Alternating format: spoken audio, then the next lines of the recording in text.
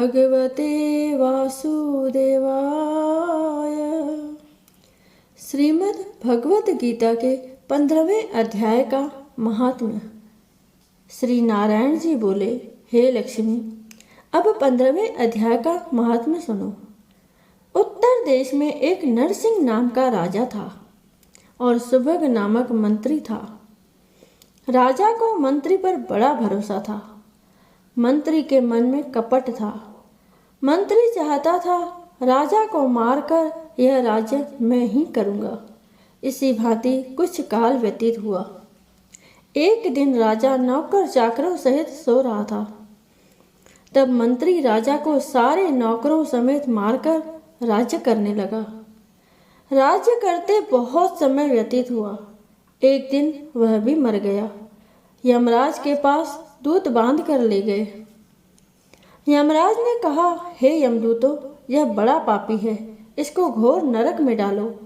हे लक्ष्मी, इस प्रकार वह पापी कई नरक भोगता भोगता धर्मराज की आज्ञा से घोड़े की योनि में आया।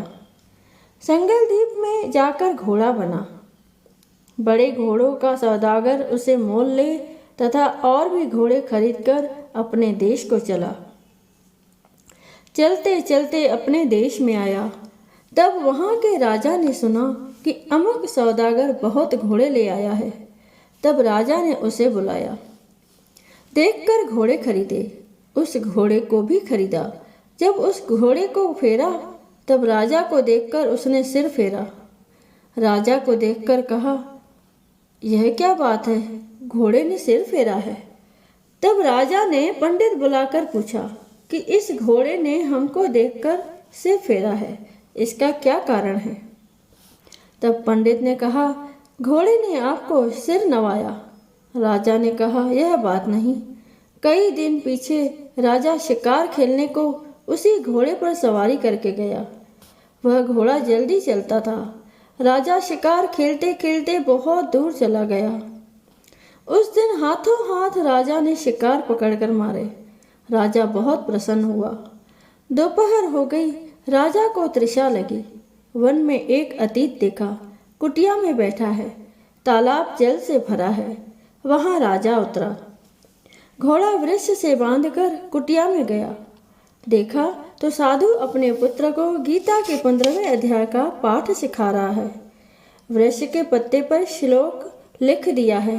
बालक को कहा, खेलते फिरो और इसको कंठ भी करो।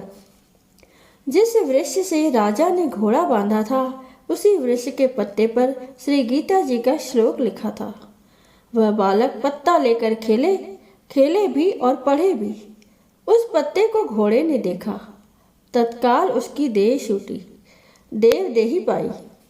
स्वर्ग से विमान आए जिस पर बैठकर वैकुंठ को चला।